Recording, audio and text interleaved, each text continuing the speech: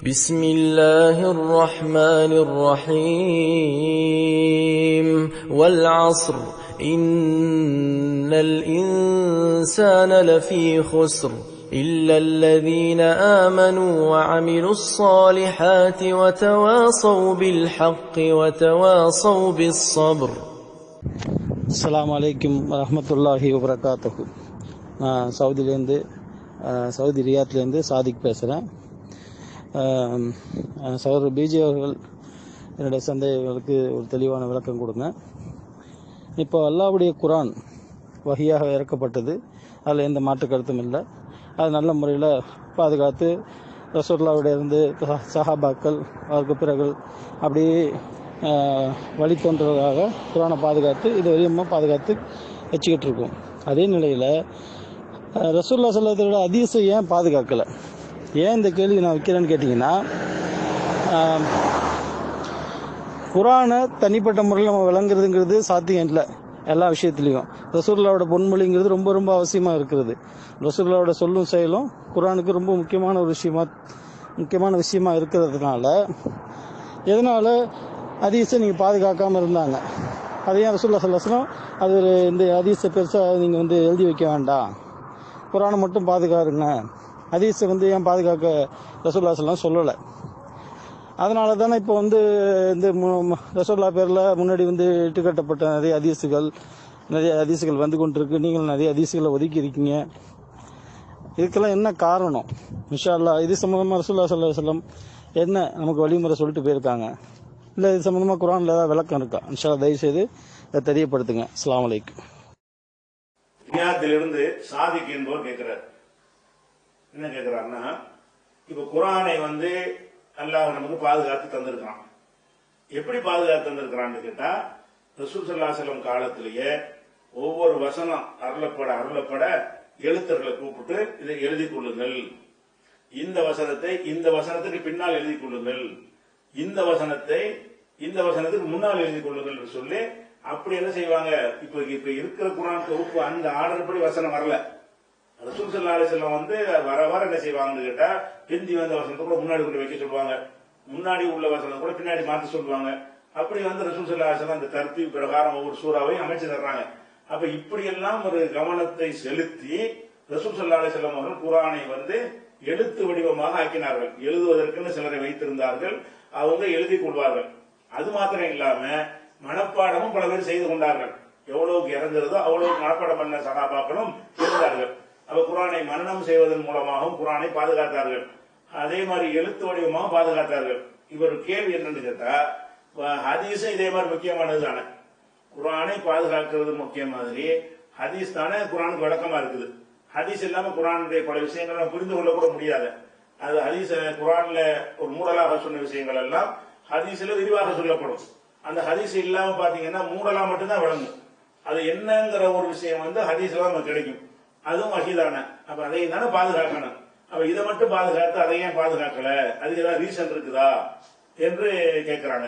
அதுல ரசூல் ஸல்லல்லாஹு அலைஹி வஸல்லம் அவர்கள் அதாவது குர்ஆனை பாதுகாக்கிற விஷயத்தை பொறுத்த வரைக்கும் ரசூல் ஸல்லல்லாஹு அலைஹி வஸல்லம் அவர்கள் குர்ஆனை பாதுகாக்க காரணம் சொல்லிட்டாங்க. என்ன சொன்னாங்கன்னு கேட்டா, என்னிடமிருந்து நீங்கள் என்ன செய்யாதீங்க, குர்ஆனை தவிர எதையும் எழுதி கொள்ளாதீர்கள், குர்ஆனை தவிர வேறு எதையும் நீங்கள் எழுதி கொள்ளாதீர்கள் அப்படின்னு சொன்னாங்க. எதுக்கு சொன்னாங்கன்னு கேட்டா, அந்த குர்ஆனோடு இப்ப ரசூலுல்லாஹ் பேசுற பேச்சு கலந்துருச்சுன்னு வைங்க, குர்ஆன் அதுக்கு ஹதீஸ் அது மாதிரி எல்லாம் கலந்துருச்சுன்னு சொன்னா அந்த குர்ஆனுடைய அந்த தன்மை மாசுபட்டுவிடும். ரசூலுல்லாஹ்வுடையது என்னதான் விளக்கமா குர்ஆனுக்கு விளக்கமா இருந்தாலும் அந்த குர்ஆன்ல இருக்கிற அந்த ஒரு நடை, அந்த ஒரு இனிமை, அந்த ஒரு ஈர்ப்பு ஹதீஸ்கள் இருக்காது. ஏன்னு கேட்டால் அந்த சொல்லே அல்லாஹ்வுக்கு சொந்தமானது. ஹதீஸ் என்பது அந்த உள்ளத்துல அல்லாஹ் கருத்தை போடுகிறான், சொல்லு ரசூலுல்லாஹ்வுக்கு சொந்தமானது. அப்படி இருக்கிறதுனால அந்த குர்ஆன் நடையும் ஹதீஸையும் ஆய்வு செஞ்சு கூட என்ன செய்யறாங்கன்னு கேட்டா, இது முகமது இந்த குர்ஆனை ஏற்றிருக்க முடியாது. ஏன்னு கேட்டா அவருடைய பேச்சையை பாத்தீங்கன்னா அது ஒரு டைப்பா இருக்கிறது, குர்ஆனை பாத்தீங்கன்னா அது ஒரு டைப்பா இருக்கிறது. ரெண்டுக்கு மத்தியில பெரிய மொழி வல்லுநர்கள் ஆய்வு செஞ்சாங்கன்னு சொன்னா அவ்வளவு வித்தியாசம் இருக்குங்கிற அளவுக்கு குர்ஆனுடைய தனித்தன்மை விளங்குகிறது. அந்த குர்ஆன் நமக்கு எதுக்கு தரப்பட்டிருக்குன்னு கேட்டா வழிகாட்டும் வந்திருக்கிறது. இதுதான் உண்மையான மார்க்கம் என்பதற்கு ஆதாரமாகவும் குர்ஆன் தான் இருக்கிறது. குர்ஆன் தான் ஒரு அற்புதமாக இருக்கிற காரணத்தினால அந்த குரான் அப்படியே பாதுகாத்தா தான் இந்த மாதிரி கொண்டு வர முடியுமான்னு சேலஞ்ச் பண்ண முடியும். நீங்க குரான் எழுதுற மாதிரி ஹதீஸை எழுதிக்கிறீங்கன்னு சொன்னா, குரானுக்கு இடையில ஹதீஸை எழுதி வச்சுட்டாங்கன்னு சொன்னா அந்த மாதிரி ஈஸியா கொண்டு வந்துருவான். ஏன்னு கேட்டா ரசூல்லா பேசுற மாதிரி கொண்டு வர முடியும்.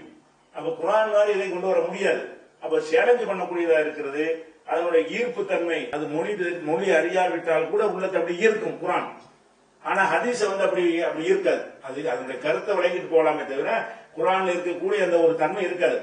குரான் என்பது ஒரு அற்புதமாக இருக்கிற காரணத்தினால, அதை வச்சுதான் இஸ்லாத்தை நிலைநாட்டணுங்கிற காரணத்தினால அதுவும் ஹதீஸும் ஒன்னா கலந்து விட்டால் இந்த ஹதீஸை பாதுகாத்தா நல்லதுன்னு நினைக்கிறோம். நல்லதுதான், அது சந்தேகம் இல்லை.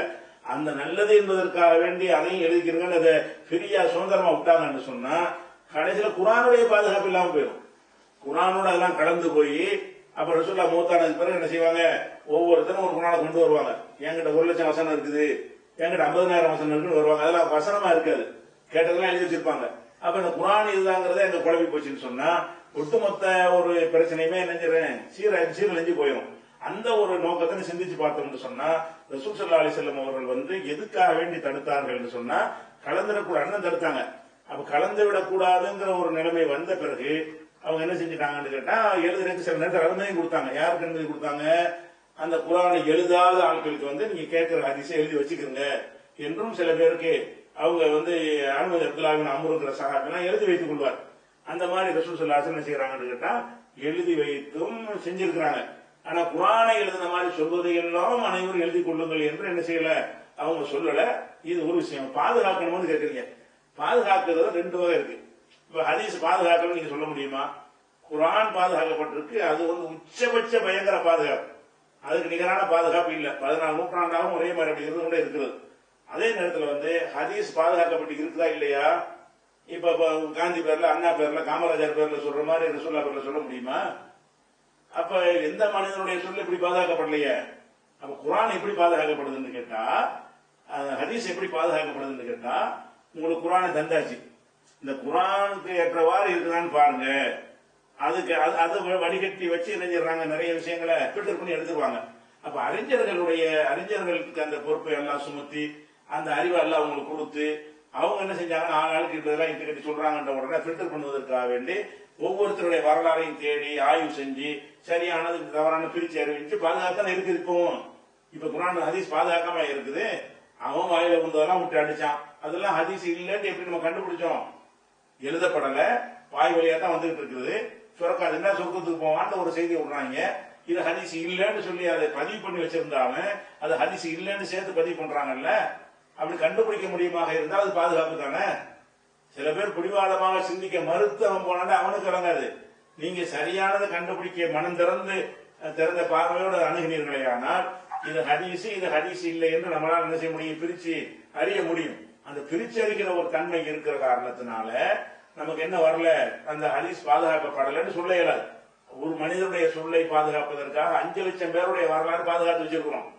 அந்த 5 லட்சம் அறிவிப்பாளர்கள் அவ்வளவு பேருடைய வரலாறை வைத்து தான் இது அவங்க அனைவரும் கரெக்டா இருக்கணும், உண்மையாளராக இருக்கணும், பொய் சொல்லாம இருக்கணும், நாணயமா இருக்கணும், ஒருவருக்கு ஒருவர் தொடர்பு இருக்க வேண்டும், அப்படி எல்லாம் பார்த்து விதிகளை உண்டாக்கி அந்த அந்த ஹதீஸை கலையை உருவாக்கி அல்லாதான் உருவாக்குறான் மனிதர்கள் மூலமாக. அல்ல பாதுகாத்து தந்துட்டானா இல்லையா?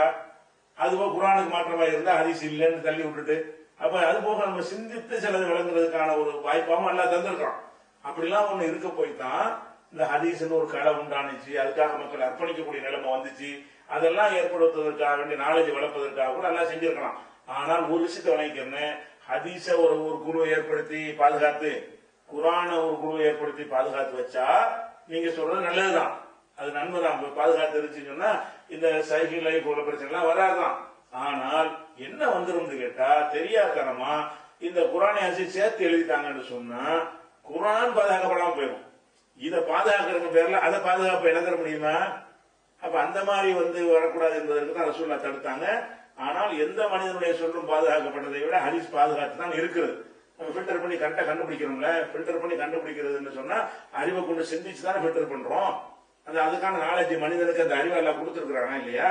அந்த அறிவை கொண்டு ஃபில்டர் பண்ணி நம்ம என்ன செய்ய முடியும், சரியானது தவறாது பிரிச்சு அறிந்து கொள்ள முடியும்.